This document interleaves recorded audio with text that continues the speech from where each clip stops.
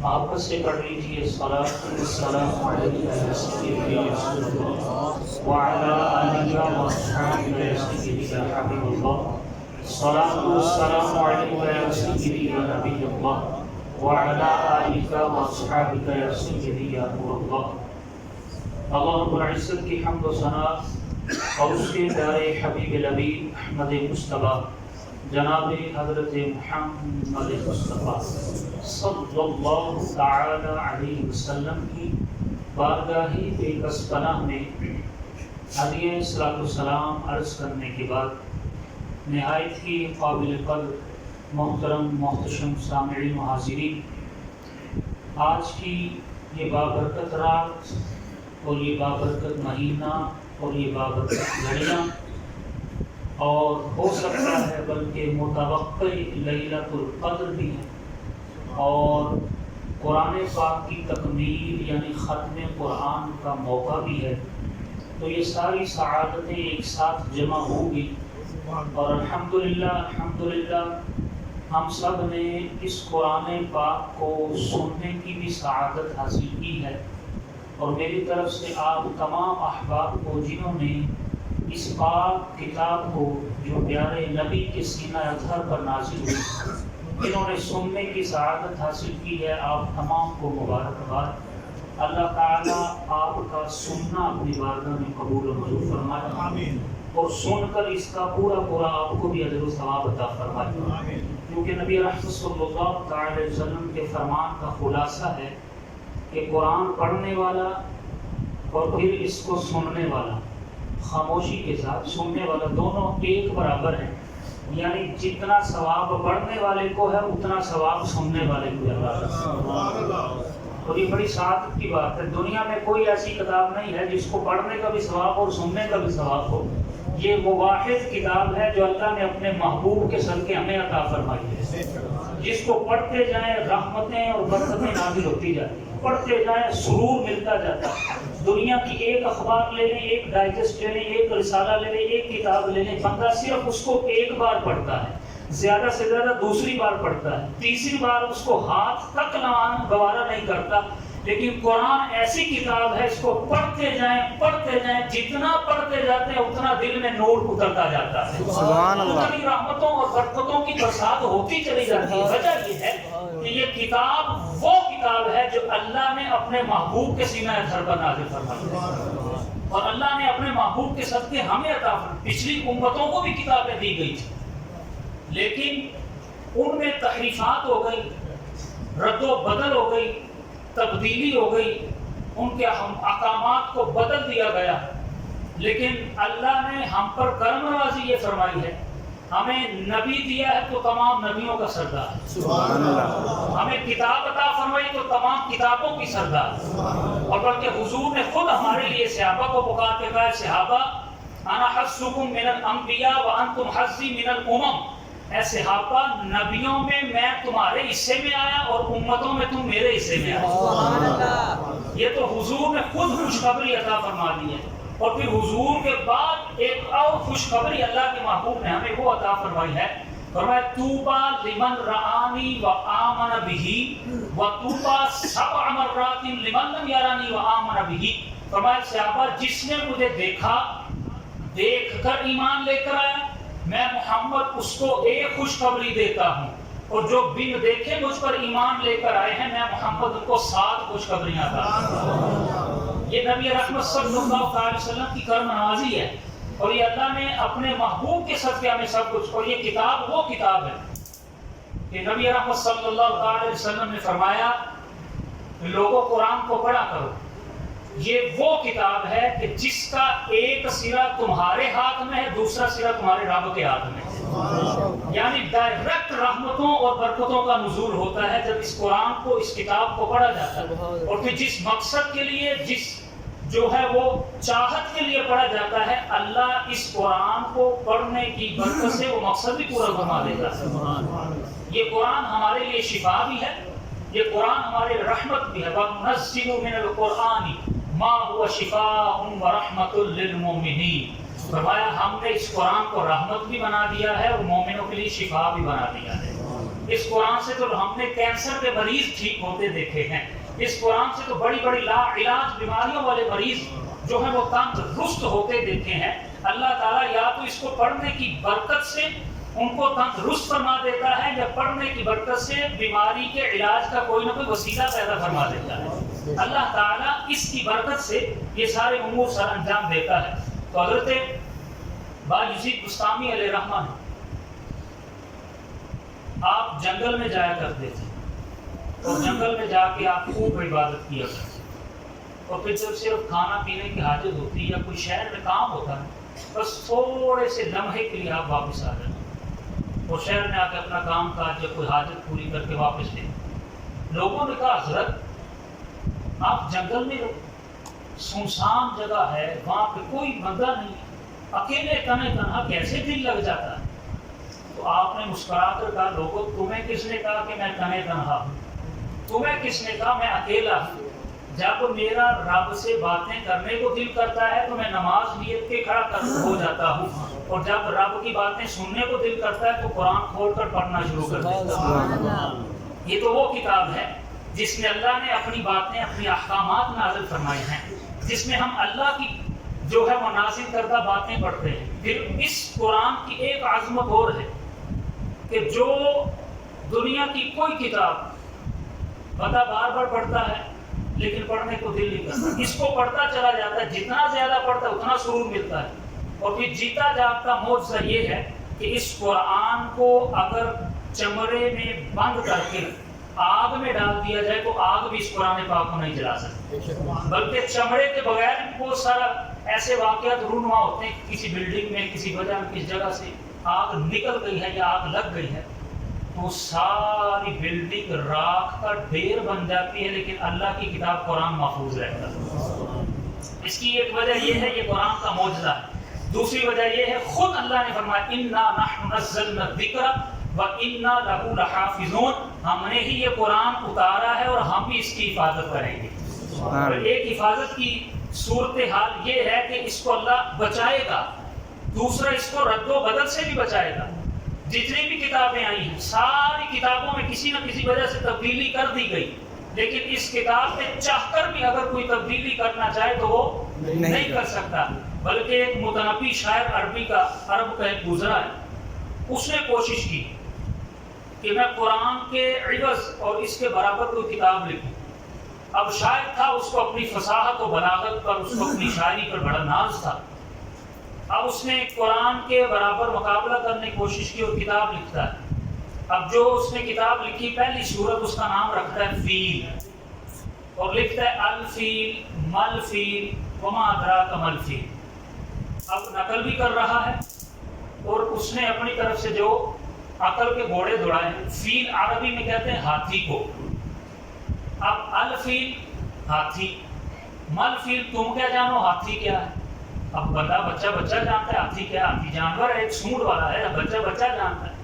اب اس نے تو اپنی طرف سے نقل کی ہے سورۃ قرآن کی القاریہ ملقاریہ وما ادراک ملقاریہ، لیکن اب وہ لفظ تو جوڑنے بیٹھ گیا، لیکن قرآن جیسا معنی مفہوم اور مطلب کہ القاریہ تم کیا جانو وہ کڑک کیسی ہوگی، ملقاریہ قیامت کے بارے میں بتایا جا رہا ہے کہ جب وہ آئے گی تو سب کچھ ہلا کر رکھ دے گی، سور پھونکا جائے گا، ہر چیز دھرم برم ہو جائے گی، ہر چیز مٹی کا ڈھیر بن جائے گی، پہاڑ بھی راک کی طرح اڑنے شروع کر دیں گے۔ اب قرآن تو اس کا بیان کر رہا ہے، اور یہ وہ چیز ہے ابھی تک کسی نے نہیں دیکھی۔ اب یہ کہتے ہیں الفیل مل فیل وما ادراک مل فیل، ہاتھی تم کیا جانو ہاتھی کیا، ہاتھی تو بچہ جانتا ہے۔ اب لفظ اس نے جوڑنے شروع کر دیے، لیکن معنی اور مفہوم قرآن جیسا کیسا بتا سکتا تھا؟ جب سورہ کوثر نازل ہوئی نا تو حضور علیہ السلام نے حضرت مولا علی کرم اللہ تعالیٰ وجہ کو فرمایا اے علی اس کو نا چمڑے پہ لکھ کے کعبے کے دیوار پہ لٹکا دو۔ اب جب کعبے کی دیوار پہ اس کو لٹکایا گیا نا تو دور دراز سے ایک شاعر آیا، اس نے پڑھا انا اعطیناک الکوثر فصلی لربک وانحر ان شانئک هو الابتر۔ اب پڑھتا اس کی عقل دنگ رہ جاتی ہے کہ ایسا کمال کا کلام ہے۔ نیچے خود پھر لکھتا ہے انہو ھذا لیس کلام البشر، کہتا ہے یہ کلام کسی انسان کا ہو ہی نہیں سکتا۔ یعنی اس شاعر کو بھی پتا تھا یہ فصیح و بلیغ کلام کسی انسان کا ہو ہی نہیں سکتا. اب 6 مہینے تک کعبۃ اللہ کی دیوار پہ سورہ یاسین لٹکی رہی ہے. پھر 6 مہینے تک ایک دور دراز سے شاعر آیا. عرب کا دور تھا, شاعری کا وہ دور تھا, فصیح و بلیغ لوگ تھے. اب جب وہ دور سے پھر ایک اور شاعر آیا نا, اب وہ پڑھتا انا اعطیناک الکوثر فصلی لربک وانحر ان شانک هو الابتر انه لیس هذا کلام البشر. اب وہ آ کے کہتا ہے پہلے 3 جملے کسی اور کے ہیں اور چوتھا جملہ یہ کسی انسان کا ہے. وہ بھی سمجھ گیا کہ یہ قرآن, یہ کتاب کسی انسان کے لکھی ہو, بلکہ خود اللہ تعالیٰ نے اس قرآن پاک میں دعویٰ کر رکھا ہے قیامت تک. فرمایا اس قرآن کی مثل کوئی کتاب لے آؤ. پھر اس چیلنج کو تھوڑا چھوٹا کر کے اللہ فرمایا چلو کم از کم اس قرآن کی مثل 10 سورتیں ہی لے آؤ. پھر اللہ نے چیلنج کو تھوڑا اور ہلکا کہا, کم از کم اس قرآن کی مثل 1 سورت ہی لے آؤ. اللہ نے مزید چیلنج کو آسان کرتے وقت پھر سارے انسان اور جن مل کر اس قرآن کی مثل 1 آیت ہی لے آؤ. اور پھر اللہ نے ساتھ ہی دعویٰ بھی فرما دیا ہے قیامت تک زور بھی لگا لو کہ اس قرآن کی مثل نہیں لا سکتے. حضرت جنید بغدادی رحمۃ اللہ تعالیٰ نے ایک کتاب لکھی اور اس کتاب کو لکھنے کا جو دورانیہ تھا وہ آپ کا 12 سال کا. پھر 12 سال مزید آپ نے تحقیق کی, پھر 12 سال مزید, یعنی 36 34 36 سال کا عرصہ آپ نے کتاب لکھی. پھر بند کر کے صندوق میں ڈال کے آپ نے مرید کو کہا جاؤ یار اس کو دریائے دجلہ کی موجوں میں سپرد کرنا. وہ گیا, وہ کیا دیکھتا ہے, وہ صندوق جیسے ہی دریا کے پاس کرتا ہے دریا راستہ کھول دیتا ہے. وہ صندوق پھینکتا ہے, دریا اس کو اپنے اندر سمیٹ کر لے جاتا ہے. وہ حیران ہو جاتے ہیں, کرتے حضرت یہ کیا ماجرا, اس صندوق میں تھا کیا؟ آپ فرمائیں بیٹا چپ رہے, یہ راز کی بات ہے, راز ہی رہیں. حضرت میں اگرچہ یہ راز تھا تو نہ پوچھ کر, لیکن دریا جس صندوق کے لیے راستہ کھول رہا ہے پھر اس کو بڑے احترام سے لے کر جا رہا ہے, آخر اس میں تھا کیا؟ میں صرف یہ جاننا چاہتا ہوں صندوق میں تھا کیا. وعدہ کرتا ہوں کسی سے نہیں, کسی سے ذکر نہیں کروں گا. آپ فرمانے لگے بیٹا 12 سال کے عرصے میں نے تصوف کے موضوع پہ ایک کتاب لکھی, پھر 12 سال اس کی تحقیق کی, اس میں غلطیاں بتائیں اگر تھیں تو ان کو نکالا. پھر 12 سال یہ سوچتا رہا کہ آیا کہ امت کو جنید بغدادی کی تصوف کے موضوع پر لکھی گئی کتاب کی ضرورت ہے یا نہیں ہے. تو کہتے 36 سال کے بعد میرے دل نے یہ فیصلہ کیا کہ قرآن کے ہوتے ہوئے لوگوں کو جنید بغدادی کی کسی کتاب کی کوئی ضرورت نہیں. یعنی یہ وہ کتاب اللہ نے ہمیں عطا فرما دی ہے کہ اس کی مثل ہمیں کسی اور کتابوں کی ضرورت ہی نہیں.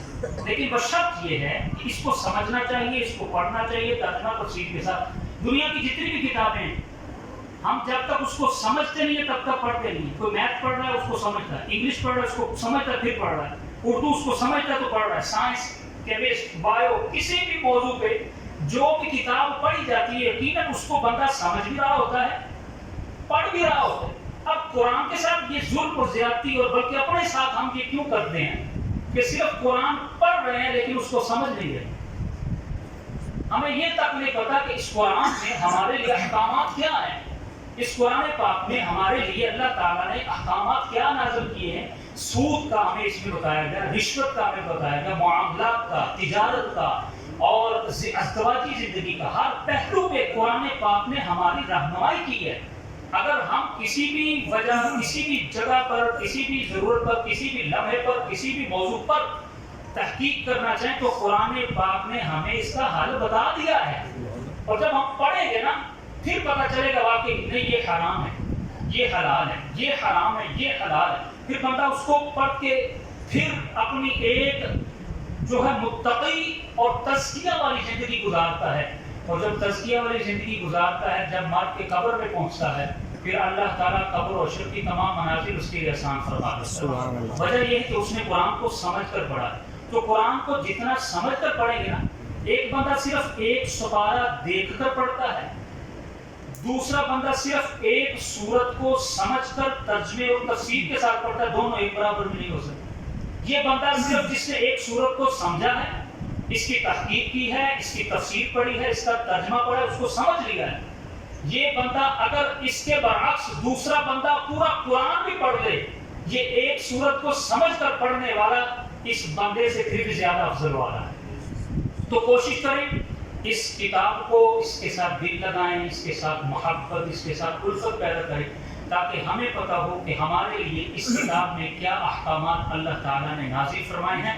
اللہ تعالیٰ کی بارگاہ میں دعا ہے اللہ تعالیٰ ہم سب کو عمل صالح کی توفیق عطا فرمائے، اور متوقع لیلۃ القدر جو ہے اس کو بھی ہمیں اللہ تعالیٰ عبادت میں گزارنے کی توفیق عطا فرمائے. زیادہ سے زیادہ نوافل پڑھیں، کثرت کے ساتھ عبادت کریں، ہو سکے تو صلاۃ التسبیح کی نماز بھی پڑھیں. اور یہ اس کی اتنی فضیلت ہے، حضرت عباس فرماتے ہیں نبی رحمت صلی اللہ علیہ وسلم نے مجھے فرمایا اے چچا میں آپ کو 10 چیزیں نہ دوں، جن میں سے ایک چیز یہ ہے کہ یہ نماز ہے صلاۃ التسبیح، اس کو دن میں ایک بار پڑھ لیا کرو.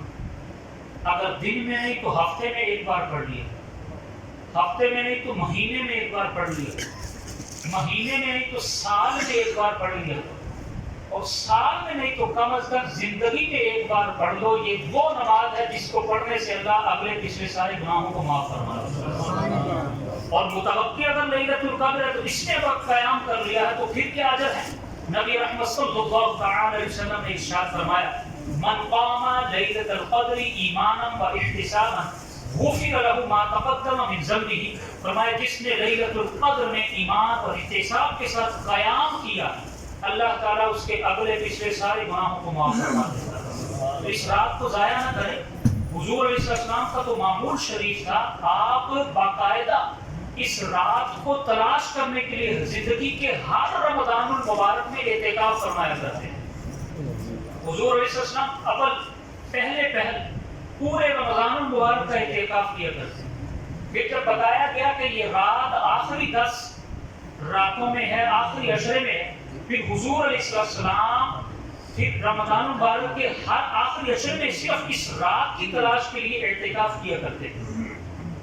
اور ایک مرتبہ آپ کسی سفر میں یا جنگ میں تشریف لے گئے تھے تو آپ ماہ رمضان مبارک کا اعتکاف نہیں کر سکے، تو حضور علیہ السلام نے رمضان کے بعد شوال کے مہینے میں اعتکاف فرمایا تھا. اور ایک مرتبہ تو حضور علیہ السلام نے اگلے سال جب ماہ رمضان مبارک آیا تھا تو 2 عشروں کا اعتکاف فرمایا تھا کہ پچھلا اعتکاف آپ سے مس ہو گیا. نبی رحمت صلی اللہ علیہ وسلم کا جو یہ عشرے کا اعتکاف تھا بالخصوص شب قدر کو پانے کے لیے اور اس کو حاصل کرنے کے لیے ہوتا تھا. تو اللہ تعالیٰ کی بارگاہ میں دعا ہے اللہ تعالیٰ ہم کو قرآن پاک پر عمل کرنے کی توفیق عطا فرمائے اور شب قدر کی دولت اور نعمت بھی عطا فرمائے. او نین سے والیدہ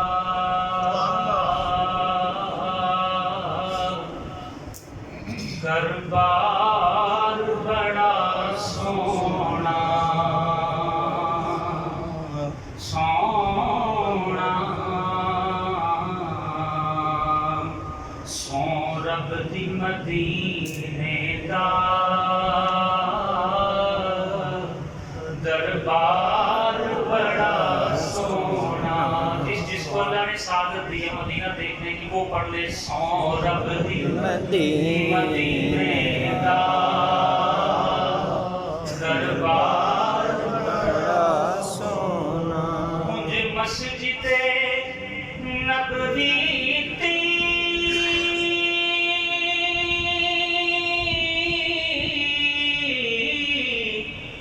ہر چیز بڑی سونی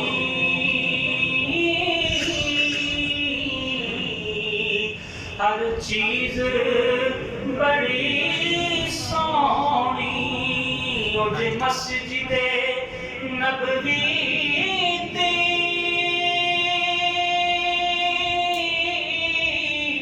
ہر چیز بڑی سونی ہر چیز بڑی سونی. جڑا روز دے نال جڑیا مینار بڑا سونا سونا. جڑا روز دے نال جڑیا مینار بڑا سونا. سب رستے مدینے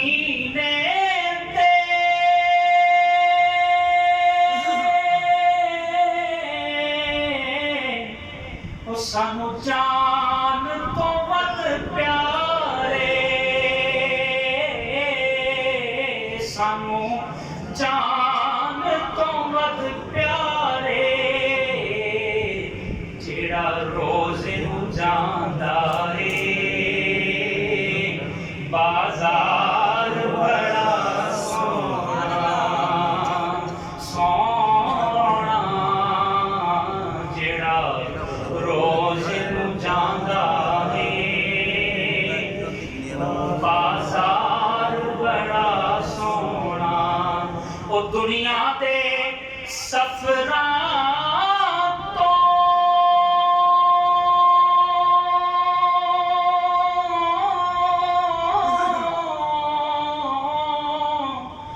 बंदा थक भी ते जांदा ए, नाले अख भी ते जांदा ए। दुनिया दे सफरां तो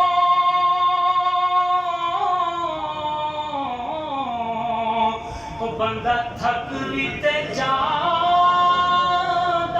ए, नाले अख भी ते जांदा ए। पर सफर मदीने दा, पर सफर मदीने दा हर बार बड़ा सोना सोना, पर सफर मदीने दा हर बार बड़ा सोना। सिद्दीक उमर उस्मान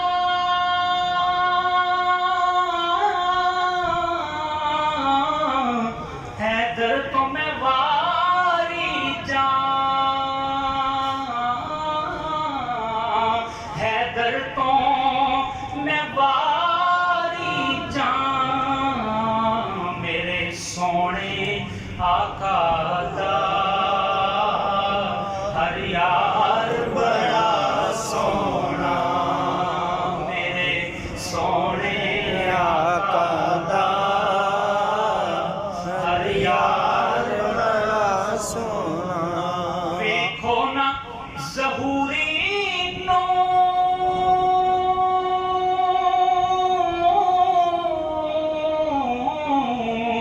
निस्बत नू ज़रा वेखो, निस्बत नू